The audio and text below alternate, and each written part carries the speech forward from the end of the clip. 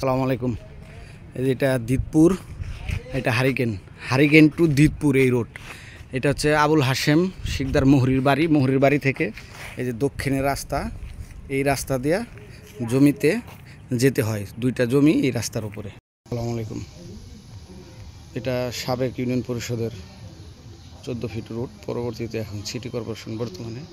এই যে এটা প্লট, এই যে এটা উত্তর দিকে শেষ বাহকের ওই ঘর পর্যন্ত, তারপর ওই ঘরের ওই যে ওই গেটের ওখান থেকে এই রাস্তায় চলে আসছে সীমানা।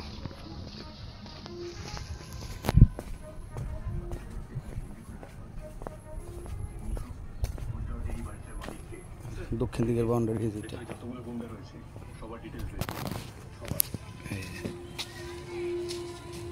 বাউন্ডারি দেওয়া একদম।